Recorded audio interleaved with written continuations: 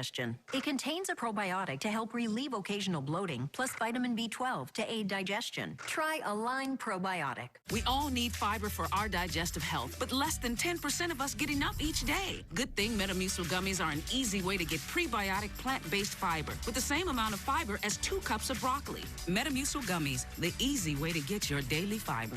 South Central Los Angeles Regional Center is looking for dynamic individuals to serve the disability community. Join our team. Please visit our job fair on May 18th. We're accepting walk-ins from 9 a.m. to 1 p.m. Just bring your resume to 2500 Southwestern Avenue in Los Angeles and dress to impress. We provide very competitive salaries and great benefits. For job listings and to learn more about our rewarding careers, please visit sclarc.org.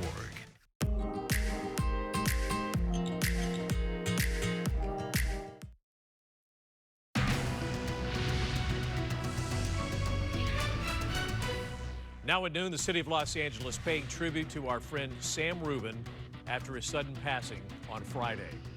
Thanks for joining us for the KTLA 5 News at noon. I'm Glenn Walker. And I'm Lou Parker. The City of Angels is grieving right along with us here at KTLA. Today, the LA City Council is announcing a special honor in Sam's memory.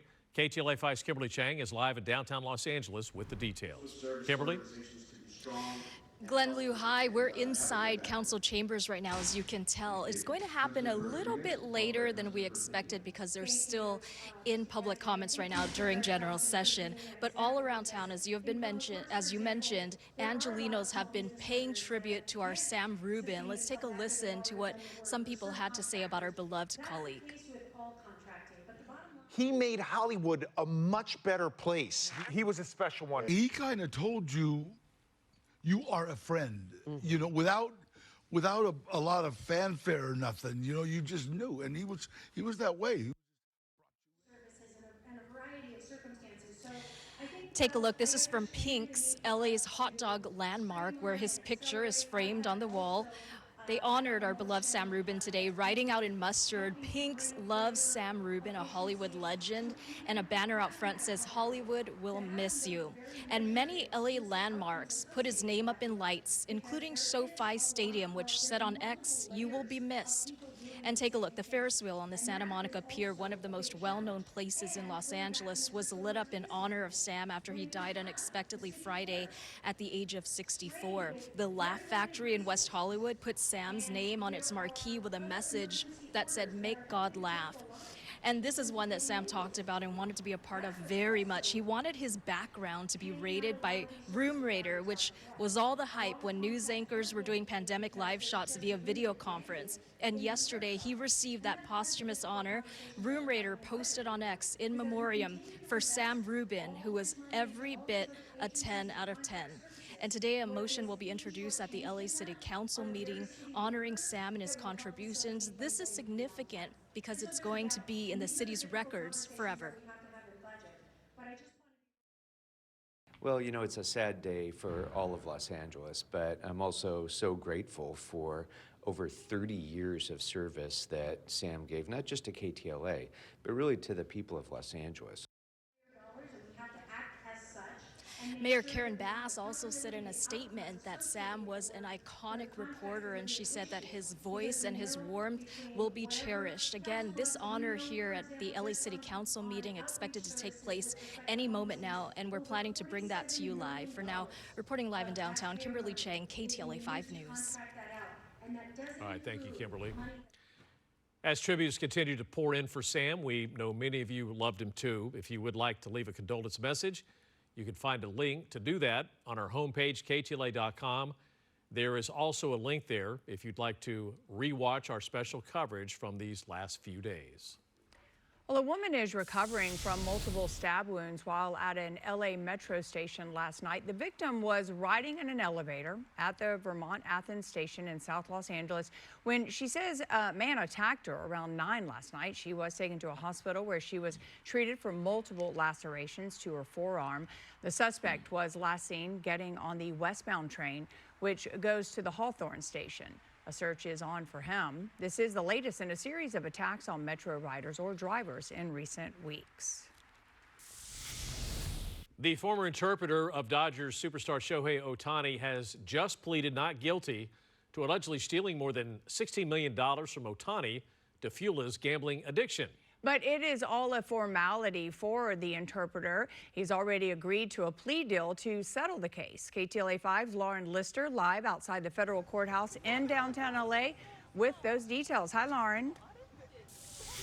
Hi, Lou. Hi, Glenn. That arraignment just wrapping up a short time ago, and Ippei Mizuhara leaving court, not answering any questions, pleading not guilty as a matter of course. As you mentioned, he has entered into a plea agreement, and so the intent is to change that to a guilty plea at an upcoming hearing.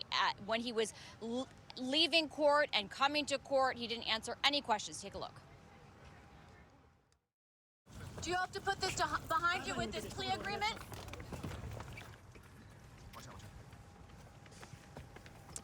Here's Shohei Ohtani's former interpreter arriving to federal court in downtown LA. Today's arraignment, a required step in the court process. 39-year-old Ippei Mizuhara faces federal charges for stealing nearly $17 million from Dodgers superstar Ohtani's bank account to pay off illegal gambling debts. Last week, it was announced that Mizuhara entered into that plea deal with the U.S. Attorney's Office, agreeing to plead guilty to 1 count each of bank fraud and subscribing to a false tax return. Together, those charges could carry a sentence of up to 33 years in federal prison. Mizuhara worked as an interpreter for Ohtani dating back before the Dodgers, since Ohtani joined the Angels organization 6 years ago. Mizuhara was charged last month with bank fraud and surrendered to federal authorities mid-April. He was released on $25,000 bond. Our KTLA legal analyst says the U.S. Attorney's Office has a pretty rock-solid case against Mizuhara, and this plea deal will help to wrap this all up quickly. Obviously, the Dodgers organization and Mr. Ohtani want this resolved quickly. And a guilty plea means to all people that Mr. Ohtani was not involved. He is a true victim in this case. And as quickly as they can get closure, Mr. Ohtani can put this matter behind him. I should mention, no cameras allowed in federal court. And actually, the media wasn't even allowed to physically be in the courtroom, which is unusual. They said it was for security reasons. They had us in an overflow courtroom where we could just hear the proceedings. As far as when Mizuhara will enter that guilty plea, no firm date. Federal prosecutor said could come as soon as a week, but again, not hammered out. And then sentencing, a legal analyst says, could be within months. That's the latest live here in downtown LA. I'm Lauren Lister. I'll send it back to you. All right, thank you, Lauren. The prosecutors in the Rebecca Grossman case have been reassigned. The socialite was convicted of second-degree murder in the hit-and-run deaths of 8-year-old Jacob Iskander and 11-year-old Mark Iskander in 2020. Grossman's sentencing was set for June 10th. Now it could be delayed after she hired a new lawyer. That lawyer, James Spurtis, also represents Assistant DA Diana Tarrin. She's been charged with 11 felonies for allegedly misusing confidential law enforcement records in another case. So the LA County District Attorney's Office says the prosecutors had to be reassigned due to a potential conflict of interest. They will take a secondary role in the case. The latest now on former President Donald Trump's so-called hush money trial playing out in a New York City courtroom. Trump's former lawyer and fixer, Michael Cohen, is back on the stand today. Prosecutors have asked him about the reimbursement he received for a payment to porn star Stormy Daniels. KTLA 5's Samantha Cortese joins us now from the newsroom with the story. Sam? Hi, Glenn and Lou. The Trump team is beginning cross-examination right now of Michael Cohen. Also in the last hour, we have learned an appeals court has upheld Judge Juan Merchan's gag order on the former President Trump. Before court broke for lunch, the alleged fixer testified he paid $130,000 to that porn star, Stormy Daniels, to keep her quiet about an alleged affair with the former President Donald Trump. He was not a candidate at the time of the alleged affair. That was in 2006, but it was resurfacing as Mr. Trump became a candidate for president. Many say Cohen's testimony is the linchpin of this case. On the witness stand, Cohen testified he submitted invoices for legal services to the Trump organization.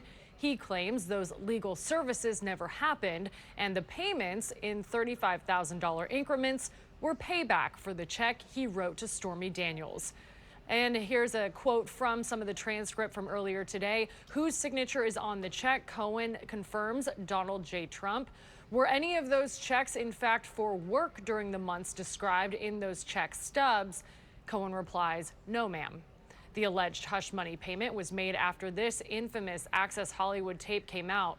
Cohen said a worried candidate Trump wanted to do what he could to stop any bleeding of support from women voters.